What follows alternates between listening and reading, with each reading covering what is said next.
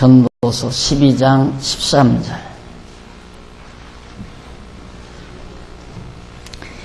일의 결국을 다 들었으니 하나님을 경외하고 그 명령을 지킬지어다. 이것이 사람의 본분이니라. 한 절 말씀 봉독했습니다.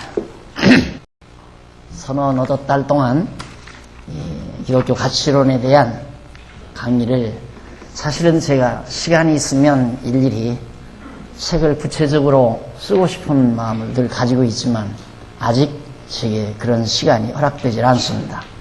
그래서 우선 초록만을 제가 이렇게 정리를 해서 지금 아마 두 번째 강의를 하지 않나 싶습니다.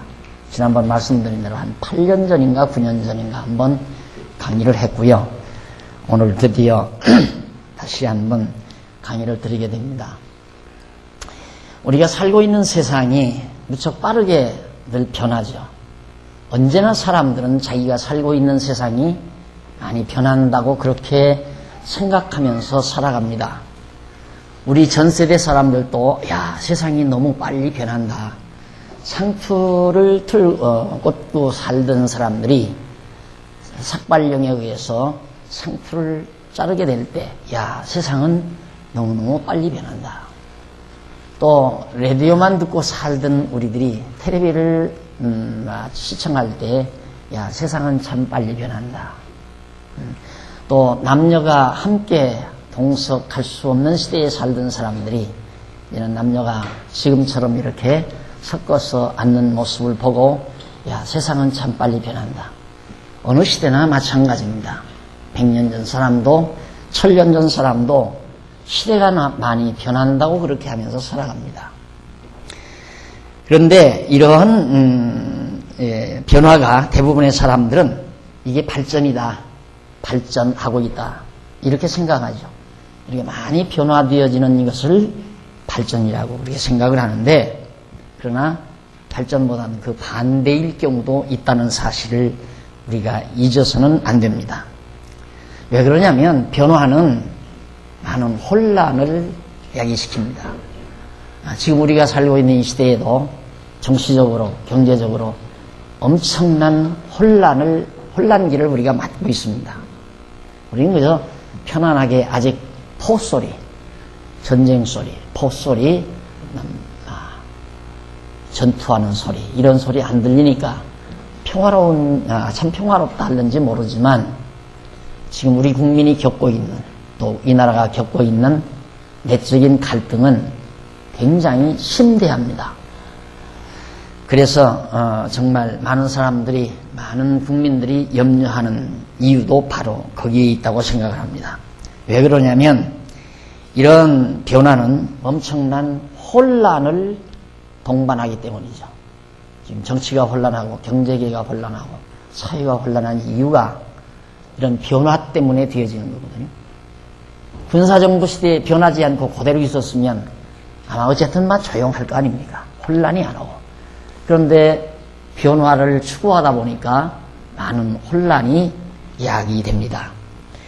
그런데 이런 변화는 혼란뿐만 아니라, 혼란은 결국은 어디로 이어지냐면 파괴로 이어지거든요. 혼란스럽다 보면 결국 파괴가 이루어진다. 교통질서도 마찬가지 아닙니까? 교통질서도 그냥 신호등에 의해서 쭉 선 바꾸지 말고, 차선 바꾸지 말고 앞에서 가면 가고 뒤에 서면 서고 이렇게 따라가면 아주 질서 정연하죠. 그런데 교통질서 무시하고 교통신호가 없다가 보면 아마 훨씬 이제 변화가 생기죠. 그리고 그 변화는 혼란으로 나타나고 그 혼란은 많은 교통사고, 차량 접촉으로 이어지는 것은 너무도 당연한 것입니다. 그것은 왜 그런 결과가 오는가, 왜 그렇게 변화는 혼란을 가져오고 혼란과 파괴를 불러일으키는가. 그 이유는 결국 절대 가치의 부재에서 온다. 어떤 절대 가치만 있다면 절대 가치에 의해서 모든 것이 변화되는 것이 아니라 안정이 되고, 그 안정은 역시 혼란이 이루어지는 것이 아니라 안정이 되고 그 안정은 파괴가 아니라 건설로 이어진다는 건 더 말할 것 없는 나입니다. 자, 그렇다면 이 절대가치라는 것, 이게 얼마나 중요한 것일까? 그런데 문제는 참 이 절대가치가 있느냐 없느냐 하는 문제입니다. 사실 이 절대가치를 인정하지 않으려는 것이 현대인들이에요. 그래서 남이야 어찌하든 각자 자기 나름의 가치를 찾아서 분주히 노력합니다. 사람마다 목적이 달라요. 사람마다 목적이 다르다는 말은 가치 추구의 대상이 다르다는 말입니다.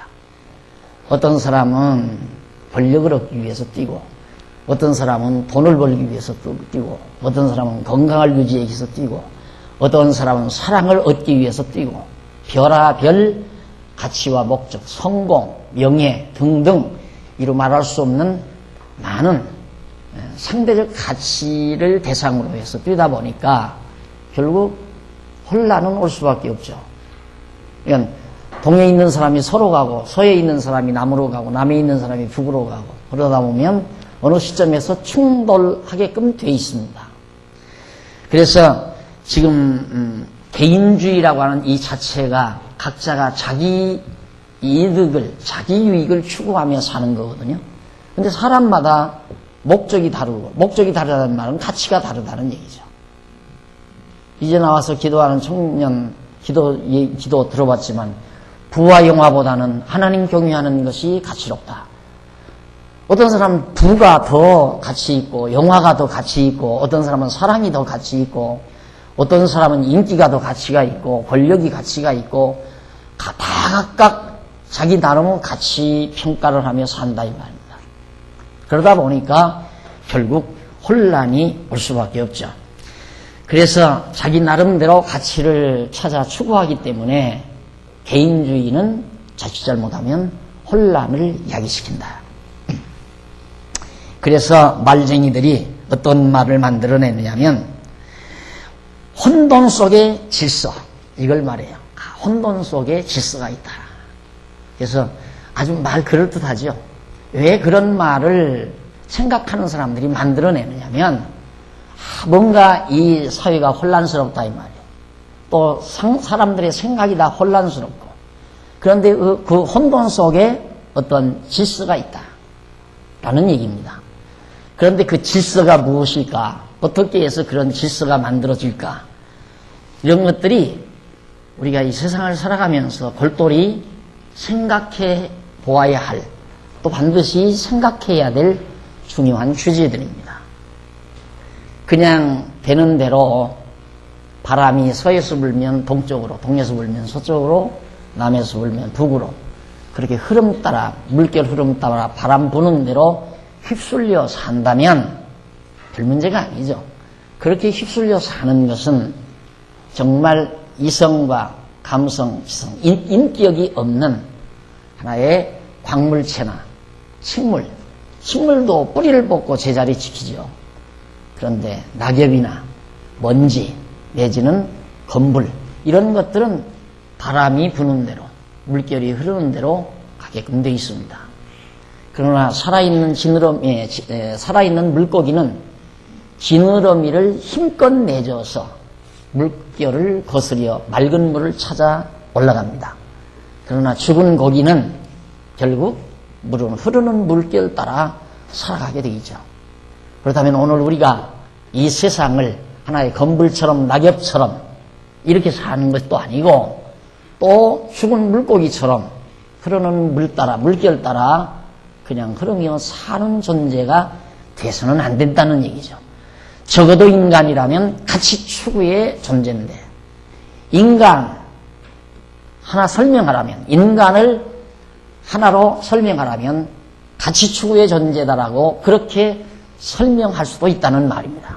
그만큼 가치 추구란 인간을 인간되게 만드는 가장 중요한 요소인데, 결국 현대인들은 절대 가치를 인정하려고 하지 않는다. 너는 그게 좋으냐? 나는 이게 좋다 이거예요. 너는 그것을 목적으로 사느냐? 나는 이걸 목적으로 산다. 이렇게 살라고 놔둔 것이 개인주의입니다. 그러니까 절대 획일적이고 절대적인 어떤 가치 추구에 의해서 살도록 인간을 만들어 놓을 수가 없다. 이유는 왜 그러는가? 그것이 진리이기 때문에 그런 것이 아니라 절대 가치를 찾을 수 없기 때문에 그런 겁니다. 이게 절대 가치는 찾을 수는 없는데 인간은 어차피 가치 추구를 하며 살아야 되잖아요. 그러다 보니까 개인주의라고 하는 번거지를 만들어서 다각자 나름대로 자기 가치를 정하고 살아라. 자기 가치 기준에 의해서 살아라. 그러다 보니까 여기에서는 반드시 혼란과 충돌이 일게 되어 있습니다. 반드시 일어나게 되어 있습니다. 그래서 개인주의는 혼란을 야기시키고 혼란은 충돌을 일으킨다. 충돌은 파괴를 가져오는 거 아니겠어요? 자, 이렇게 되다가 보니까 객관적인 절대가치 기준이 존재하지 않는데 혼돈 속의 질서가 절대 불가능하다는 것은 자명한 이치 아닙니까? 그런데도 책을 읽었다는 지성들은 바로 혼란 속의 질서라고 하는 말 같지 않은 말, 그런데 말 같은 말 같은 말 같지 않은 말을 한단 말입니다. 근데 그런 말을 하는 사람을 고상하게 또 느껴요. 아, 혼돈 속에, 야, 멋있다. 참 멋있는 말이다. 이렇게 생각한단 말입니다. 말 같지 않은 말이거든요. 어떻게 혼돈 속에 질서가 있어요? 안 되죠. 그 혼돈 속의 질서라는 말, 그들은, 글과는 뭘 말하는가? 그것은 절대 아닌데, 변화가 불러오는 혼돈을 막기 위해 반드시 어떤 힘이 필요하게 됩니다. 그럴 거 아니에요. 변화를 통해서 어떤 혼돈이 이루어지니까 혼돈을 질서 잡기 위해서는 힘이 필요해요. 반드시. 그래서 그 힘을 기르려는 경쟁, 바로 힘을 기르려는 경쟁. 누가 힘을 만드느냐에 따라서 결국 그 힘에 의해서 질서가 잡히는 거거든요. 예를 들면 골목에서 아이들이 한 7, 8명이 놉니다. 노는데 한 서너 놈은 저쪽 골목에서 오고 이쪽에서는 너댓 명이 왔어요. 그런데 보니까 서로 잘 모르는 아이들이란 말입니다. 거기서 이제 혼돈이 옵니다. 막 치고받고 서로. 그러다가 질서가 잡히는데 어떻게 질서가 잡히는가? 거기서 완전히 주먹심 센 아이 하나가 결국 다 서서 이길 때 그 아이를 중심으로 전부 다 질서가 잡히게 됩니다. 그래서 이 개인주의 사회에는 반드시 힘이 필요합니다. 힘으로써 질서를 유지하려는 거죠. 그게 뭡니까? 힘으로 질서를 유지하려는 것이 바로 전쟁이에요. 전쟁을 통해서 힘겨루기를 하는 거거든요. 그래서 상대 가치밖에는 인정하지 않는 이 개인주의 사회에서는 전쟁은 불가결의 것이다. 절대로 없어서는 안 되는, 반드시 따라오는 거예요. 전쟁이란. 지금 우리 사회가 질서가 있다고 생각하죠? 질서가 있는 건 왜 있습니까? 미국이라는 강대국이 초강대한 무기를 가지고 세계를 제패하니까 그런 대로 이 질서가 잡히죠. 만약에 상상을 해보십시오. 미국이 망한다. 완전히 미국이 추락해버렸다 하면 세상은 엄청난 혼란이 일어날 겁니다.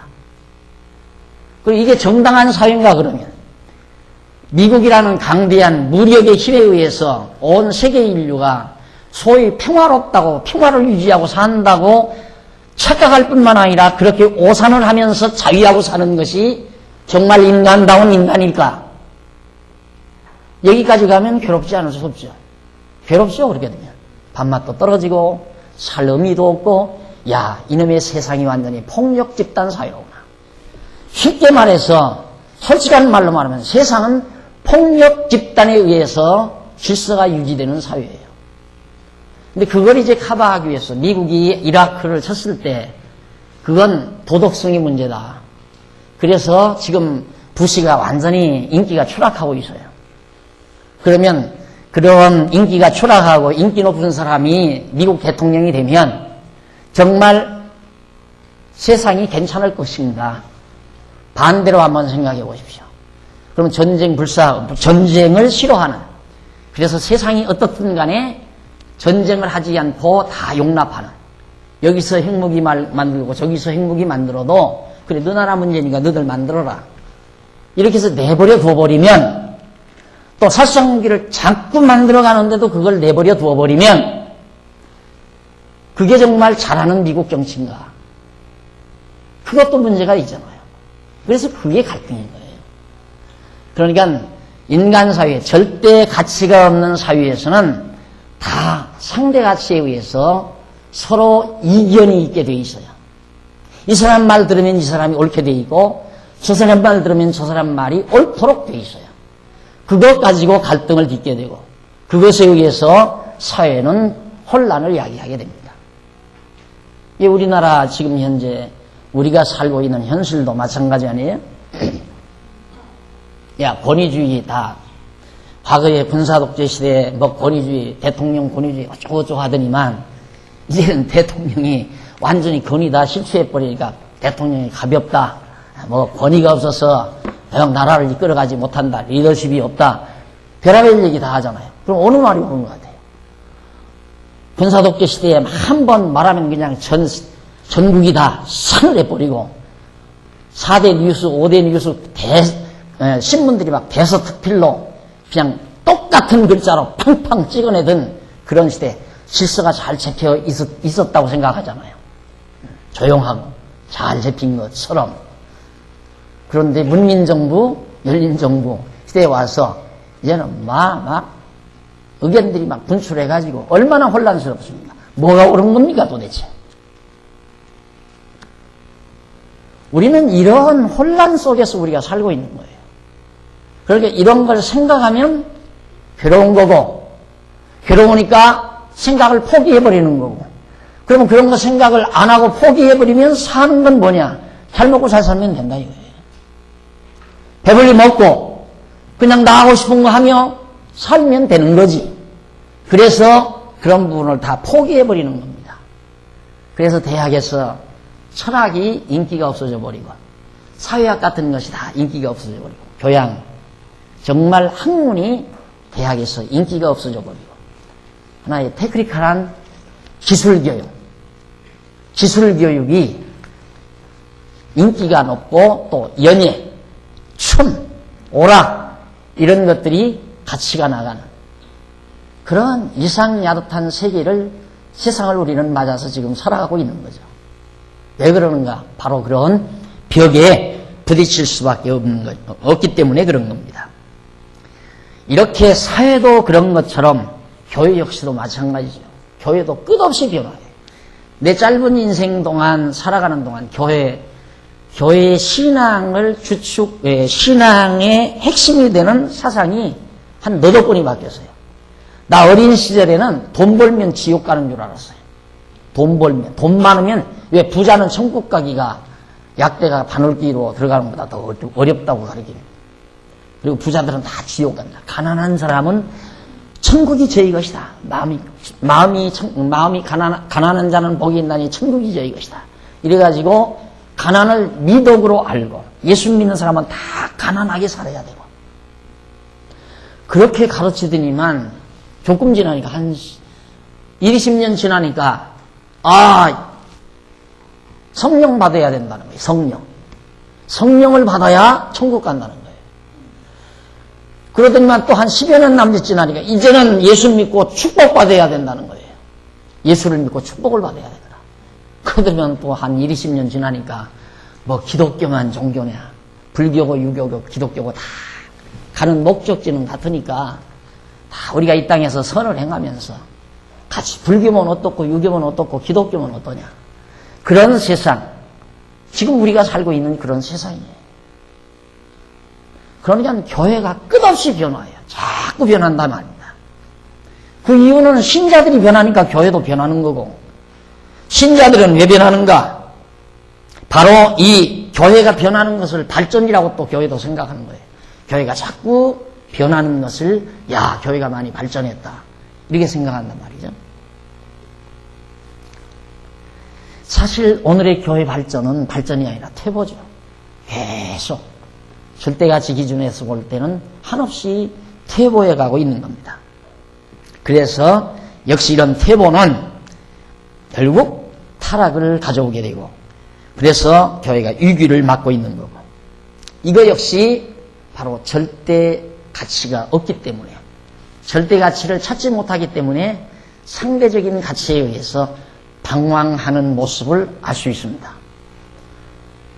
이제 교회 설립한 지 30년도 채 못된 교회가 벌써 30년도 못된 상태에서 완전히 신앙의 형태가 확 바뀌어져 버려요. 엄청나게 바뀌어져 버려요. 이게 전임자가 하든 전임자가 가르치고 지도하던 신앙의 원리와는 전혀 색다른 원리가 교회 안에 적용이 되고, 그 적용이 순조롭게 교인들에게 받아들여진다는 것. 이런 것들이 너무너무 놀라운 거죠. 내가 왜 오늘 이렇게 강의를 시작하게 됐냐면, 주선업은 그 영상 강의를 했더니만, 그 영상 강의를 한 것은 거기서 뭘 배우라는 것보다 배우는 거죠. 그것도 들어보셔야 그동안 여러분들이 공부한 것에 대한 비교 감각도 생기고, 내가 가지고 있는 것의 소중함도 알고, 그런 효과를 기대하면서 그런 시간을 마련했는데, 들리는 얘기가, 아이고 저런 소리 듣기 싫어서 내가 여기 왔는데 여기까지 와서 저거 들어야 하냐, 그러면서 다 자꾸 가요. 그리고 보니까 그 시간은 뭐 그냥 안 들어도 되는 시간인 줄 알고 신방도 가기도 하고 그냥 집으로 가기도 하고, 야, 내 기대치와는 전혀 다르더라고요. 그래서 아직은 이 아니로구나 싶어서 조금 힘들어도 제가 이 시간을 그냥 하기로 그렇게 생각을 했고요. 어차피 여러분들에게 광고했으니까 한 달에 한 번 정도 다른 분들의 영상 강의를 한번 상영하는 것으로 이렇게 해나가려고 생각합니다. 어쨌든 교회라는 것이 너무너무 변해져 가기 때문에 교회는 결국 온갖 수단과 방법을 가리지 않고 교회 발전이라고 하는 명목 아래 노력하고 애씁니다. 수단과 방법이 필요 없어요. 사람만 많이 모여서 돈만 많이 나오면 되는 거예요. 그게 교회라고 생각하는 거예요. 사람만 많이 모여서 돈만 많이 나오면. 그러니까 전에는 부흥회 할 때 그래도 뭐 성경을 가르친다고 하면서 부흥회를 했거든요. 그러니까 따분하니까 교인들이 부흥회에 참석 안 한다 이 말입니다. 그러니까 그 다음에는 이제 성경을 가르치는 것으로 부흥회 하는 게 아니라 간증으로 하더라고요. 간증. 어느 장로님의 간증, 어떤 권사님의 간증. 나는 이렇게 못 살았는데 교회 나와서 11조절하고 성수주의를 했더니만 3년 만에 이렇게 집이 5채나 되고, 지금 지방에 땅도 한 2만 평 사놓고 내 승용차가 지금 에쿠스를 타고 다닌다. 이런 얘기를 할 수 있도록 그런 간증을 통해서 집회를 하더라고요. 그러면 이제 그것도 시들하니까 그 다음에는 누구? 연예인들을 동원하더라고요. 그 우스갯소리 잘하는 연예인들을 데려다가, 야, 이번에 우리 교회 아무개가 온다. 연예인 아무개가 온다. 왜? 사람 많이 나오게 해서 웃음 보따리 터뜨려주고 돈 쏟아놓고 가게 하기 위한 거죠. 그게 무슨 교회입니까? 그만큼 물론 다 그런 건 아니지만 그런 방향으로 지금 교회가 계속 흘러가고 있어요. 그러니 이게 무엇이 교회인지, 이제는 불교나 유교나 똑같으니까 중도 와서 한간에 와서 강의하고, 목사도 절간에 가서 설법하고, 그렇게 하면 그것이 참 폭이 넓은 것 같고, 그것이 참 가슴 넓은 사람, 그런 사람처럼 인정이 되는 그런 시대를 우리는 지금 살고 있단 말입니다. 그래서 믿는 진리의 내용이 다 각각 달라요. 심지어 한 가정 안에 가정 식구마다 믿는 내용이 달라요. 집집마다 다른 건 더말할 거 없고, 교파마다 다른 건 더말할 것 없고, 나라마다 기독교 신앙 자체의 모습이 다른 건 더도 말할 것 없어요. 나라마다 다르지요? 교파마다 다르지요? 그 다음 집집마다 달라요. 집집마다 다를 뿐만 아니라 가정에서 어머니 아버지 신앙이 달라요. 아들하고 딸하고의 신앙도 달라요. 5식구면 5식구가 가지고 있는 신앙 형태가 다 달라요. 그러니 이게 혼란이죠. 인간의 내면적 혼란, 사고의 혼란은 행동의 혼란으로 이어집니다. 사고의 혼란은 아는 것의 혼란이죠. 지식의 혼란. 진리에 대한 확고한 절대 진리가 없으면 결국 우리의 지성은 혼란을 야기하게 돼요. 그 지식이 우리의 사고를 만들어내는데 사고 자체가 혼란스러워요. 그 사고 자체가 혼란스러우니까 사고에 의해서 나오는 행동이 혼란스럽고 혼란스러운 행동은 충돌을 낳고 충돌은 파괴를 일으킨다 말입니다. 그래서 이러한 혼돈은 자멸로 이어지는 것이 역사의 원리입니다. 반드시 혼란이 오면 자멸하게 되어 있어요. 혼란이 오면. 우리는 성경은 이미 그걸 얘기하고 있죠. 성경은 이미 어디까지 이어지느냐면 질서가 잡혀요. 결국 이 질서는 뭐에 의해서 잡히는가? 힘에 의해서 잡혀요. 세상 정치적으로는 최고의 힘이죠. 그거의 군사적인 무력의 힘이에요. 어느 나라가 최고의 강한 무기를 가지고 있느냐에 따라서 세계 제패의 권한을 가지는 겁니다. 그러니까 미국이 저처럼 핵무기를 다른 나라 못 만들게 하는 거. 이미 가지고 있는 나라들은 어쩔 수가 없잖아요. 미국도 계산을 해보는 거죠. 야, 내가 중국하고 한번 붙어? 중국도 핵무기 있잖아요. 왜 중국하고 한번 붙어? 아, 그건 안 된다, 이 말이죠. 이건 정말 자멸한다. 그러니까 중국 너는 핵무기 가지고 있으니까 놔둬라. 그 대신, 야, 김정일이 핵무기 가지지 못하게 해라. 자꾸 유도하잖아요. 또 중국에서도, 김정일이가 핵무기 가지고 있으면 껄끄럽잖아요. 말 잘 안 듣고. 그렇죠. 또, 저처럼 남북이 통일돼버리면, 김정일이가 핵무기 갖고, 우리나라가 통일이 돼버리면, 우리도 핵무기 가지고 있는 거 아니에요. 그럼 우리도 강대국이 되는 거죠. 그렇게 되면 일본도 정말 그것이 싫은 거고, 중국도 그것이 싫은 거예요. 소련도 싫은 거고. 그래서 육자회담이 열리는 거 아니에요. 힘! 이것이 바로 정치 세력의 가장 큰 핵심입니다. 군사력, 무력, 인간이 머리를 써서 만들어 놓은 고도의 세련된 전쟁 무기, 군사 무기. 이것이 결국 세계 질서를 유지하죠. 또 하나의 질서가 있습니다. 그게 종교 질서입니다. 이게 뭡니까? 종교 질서도 결국은 힘이에요. 힘으로 만들어내요. 인간의 힘으로. 그래서 세계 종교를 다 통합해서 하나의 교권을 만들어내고, 정치는 정권을 만들어내고, 그래서 정권과 교권이 마지막 대결을 합니다. 그래서 엎치락 덮치락 하다가 결국 세상은 마지막 종교를 맺는다는 것이 성경이 말하고 있는 미래상입니다.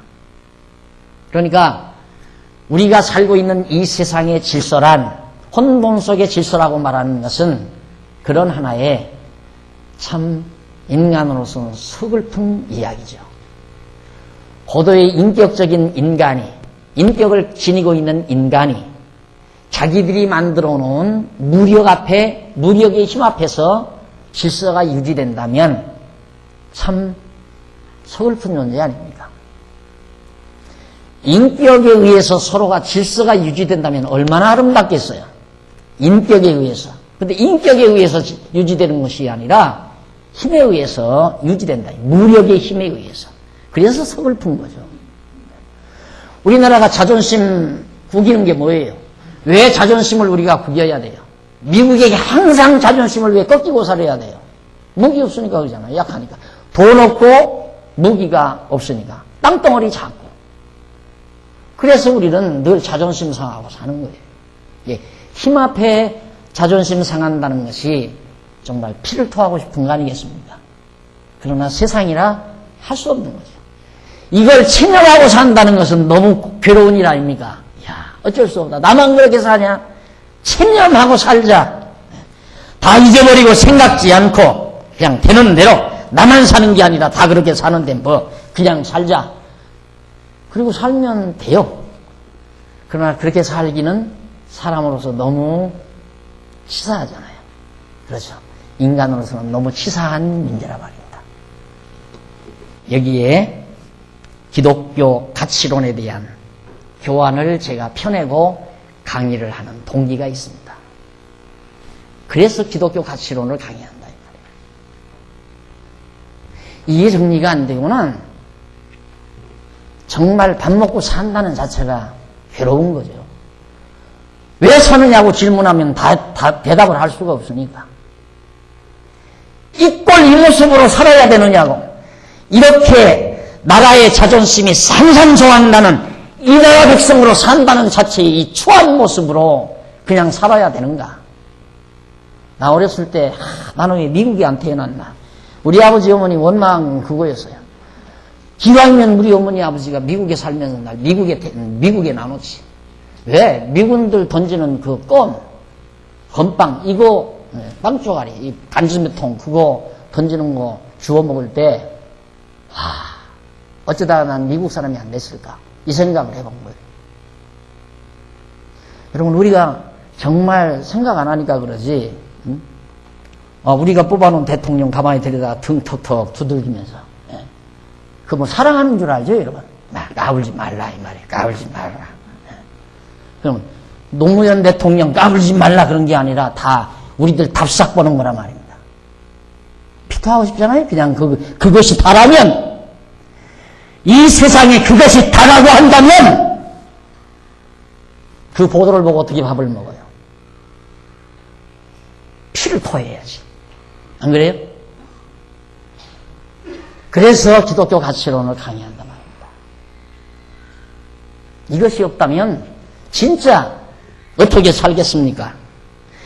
기독교 가치의 부재 때문에 변질에 의한 변화를 거듭하는 교회를 붙들고 싶어, 또 이 가치론의 부재 때문에 혼란을 겪고 있는 사랑하는 이웃들을 전부 붙들고 싶어서 이 강의를 하게 된다 이 말입니다. 혼돈 속의 위기를 맞고 있는 교회를 부축하고 싶은 심정에서 이 작은 교환을 흔들고 이 교환이 흔들리고 쓰러져가는 교회의 요긴한 버팀목이 되었으면 하는 그런 생각에서 이 강의를 진행하도록 하겠습니다. 이만하면 기독교 가치론이 얼마나 중요한 것인가를 여러분들이 충분히 납득이 되셨으리라고 생각합니다. 우선 6페이지 서론을 보시면 기독교 가치론을 논함에 있어서 먼저 서론에서 기독교 가치관의 중요성과 가치관 정립에 요하는 제 문제들, 교환 없는 분들을 위해서. 첫째,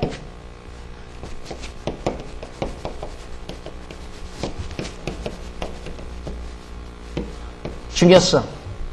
그 다음 두 번째는 가치관 정립에 요하는,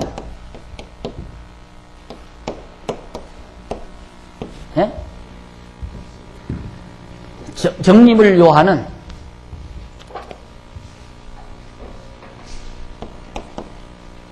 제 문제들.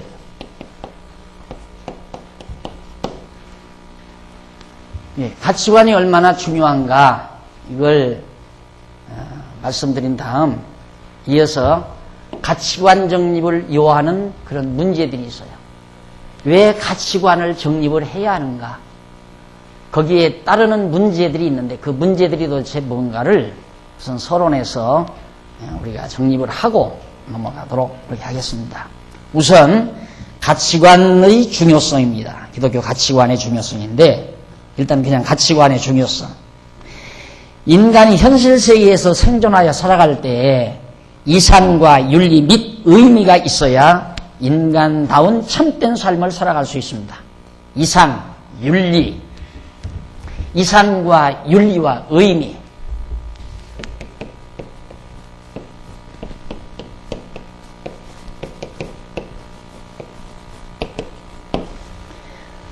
이것은 이상은 목표죠, 목적. 그 다음 윤리는 방법, 사는 방법. 의미는 바로 삶의 가치. 목적과 방법과 가치. 그러니까 이상은 바로 삶의 목적을 정해주죠. 사는 목적이 없으면 동물이나 똑같죠. 나는 왜 살아야 된다라고 하는 구체적인 목적을 가지고 있지 못하면 동물이나 똑같아요. 아, 나는 자식들 뒷바라지하기 위해 산다. 그럼 동물도 그렇게 하잖아요. 여러분, 사람은 새끼 버려도 동물은 새끼 버리는 법 절대 없습니다. 요즘 인간들은 자기 자식 다 버리잖아요. 네? 자기 자식. 그리고 동물들은 제 새끼 절대 안 버려요. 피 터지게 싸우죠. 피 터지게. 그건 본능이지. 구체적으로 갖추어진 인격 속에서 나오는 구체적인 이상이라고 말할 수 없어요. 그래서 반드시 가치관의 중요성은 우리 인간이 이 세상 살아가는 데 있어서 이상과 윤리 및 의미가 있어야 하기 때문에 이런 것들이 정리가 되려면 결국 결과거든요. 이건 결과.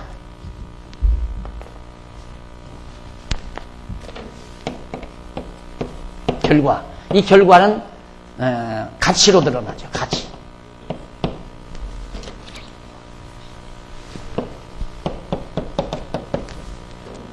그러니까 분명한 목적과 방법에 의해서 어떤 아름다운 결과를 도출했을 때 그건 가치로운 거예요.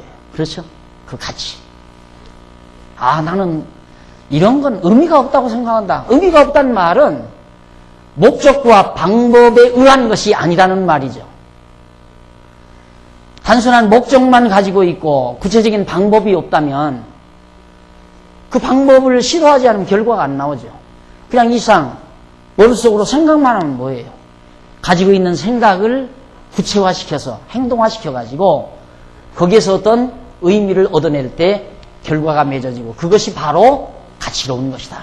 이렇게 됩니다. 그래서 사실 철학이라고 하는 학문은 항상 이상 추구를 하게 하죠.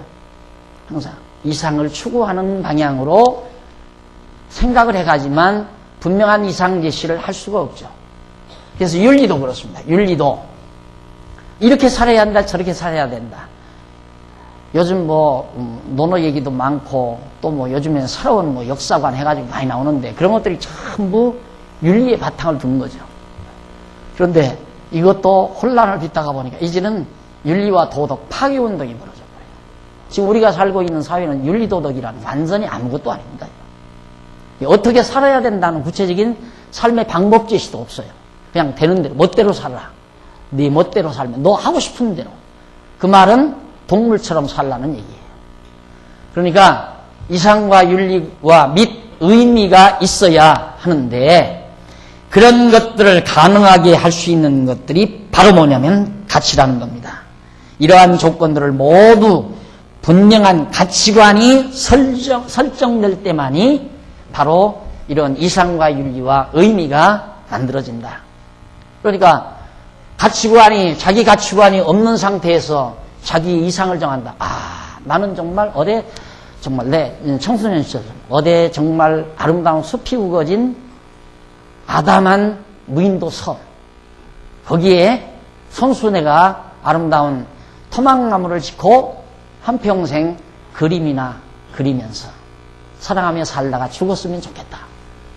이런 이상 가질 수 있죠. 그런 이상.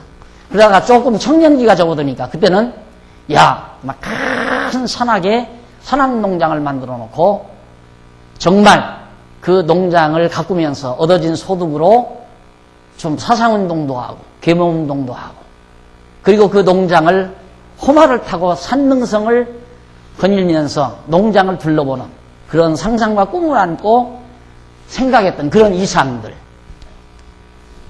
근데 그런 것들이 막연히 사람마다 다 각자 자기 취미에 따라 만들 수 있어요.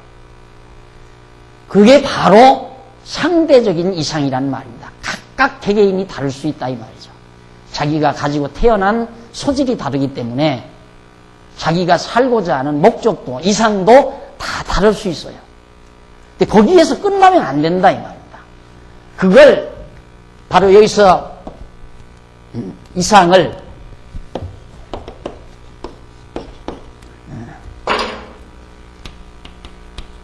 절대적인 거, 상대적인 거. 상대적인 것은 내 이상은 정말 미술가가 되는 거다. 웅변가가 되는 거다. 나는 정치가가 되는 거다. 나는 법조계 법관이 되는 것이다. 각각 다 정할 수 있어요. 목사가 되는 것이다. 선생이 되는 것이다. 다 정할 수 있어요. 이게 상대적인 이상이에요. 그러니까 그런 상대적인 이상만 있다면 충돌이 온다 이거죠. 여기에 반드시 절대적인 이상이 따라야 된다. 그러면 이것만이 진짜 목적이지, 이것만이 근본적 목적이에요. 이 상대적인 이상은 목적 추구의 방법이에요. 목적 추구의 방법. 그러니까 목적을 이루기 위한 하나의 수단이란 말입니다. 목적적 수단 내지는 방법. 내가 왜 국회의원이 되는가? 내가 왜 교사가 되는가? 내가 왜 법관이 되는가? 절대 가치를 위해서, 절대 목적을 위해서, 절대 이상 추구를 위해서 나는 의사도 될 수 있고, 법조인도 될 수 있고, 장사하는 사람도 될 수 있고, 사학가도 될 수 있고. 이건 다 상대적인 거예요. 각각 상대적인 이상을 지니고 있을 수 있어요. 그건 상대적인 이상은 절대 이상의 방법에 불과하다. 수단과 방법이다. 절대 이상을 추구해 가기 위한 하나의 수단이다. 그러니까 현대인은 수단을 목적화하고 사는 거죠. 방법을 목적화하고 산다. 그래서 거기 전도서 12장 13절 아까 읽어드린 말씀 있죠. 모든 일 중에 하나님 경외하는 것이 인생의 본분이다. 솔로몬이 말한 거예요.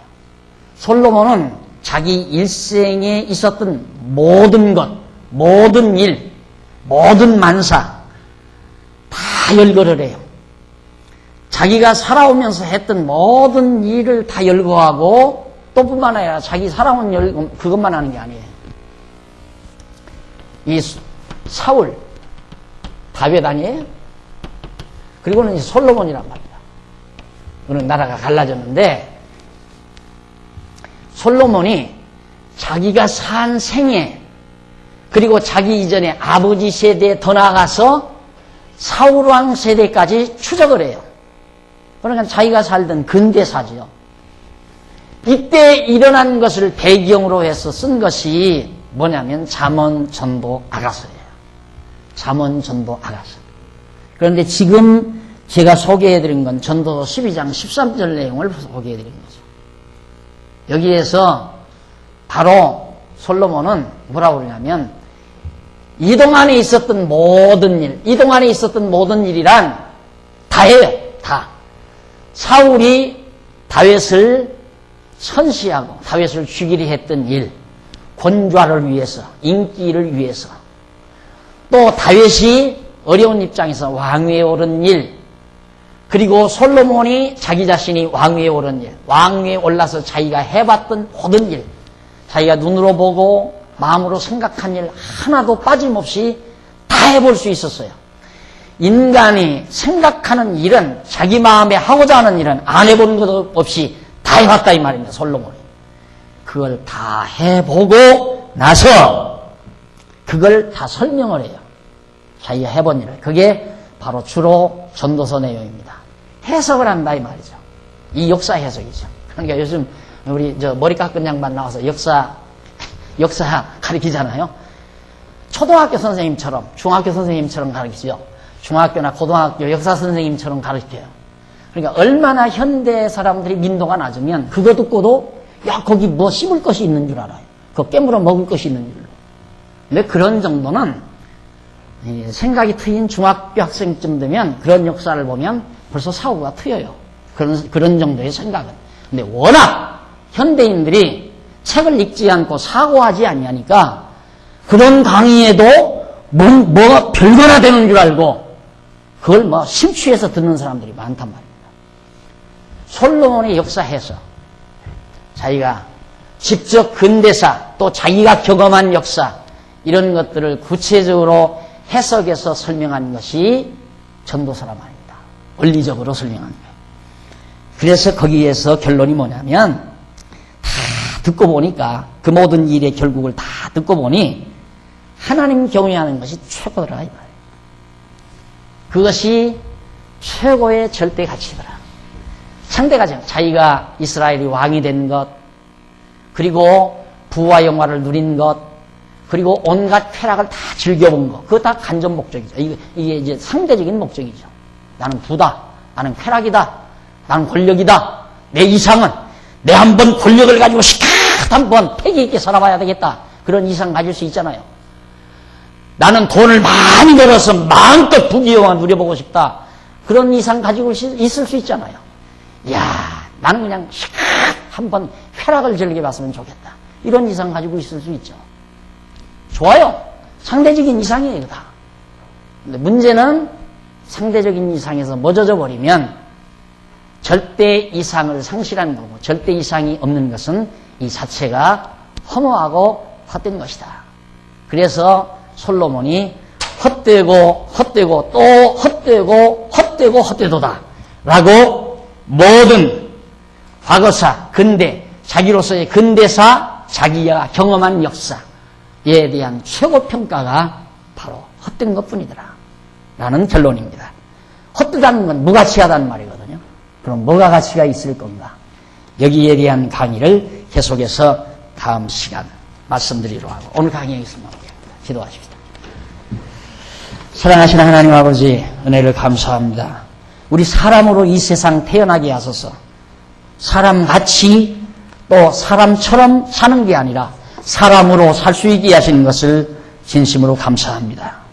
하나님 아버지, 우리에게 이 아름다운 절대 가치를 발견하게 하시고, 이 절대 가치에 의해서 우리가 마음과 뜻을 모았습니다. 그리고 여기 주님의 몸된 교회를 아담하게 이루었습니다. 하나님 아버지여, 우리의 삶 속에 아름다운 정돈이 있게 하시고, 분명한 목표가 설정되게 하시고, 이상과 우리의 행동 방법, 그리고 구체적인 우리의 삶의 의미를 부여해서 패기찬 삶을 살아갈 수 있는 저희들이 될 수 있도록 역사하시옵시기를 비오며 예수님의 이름으로 기도드립니다. 아멘.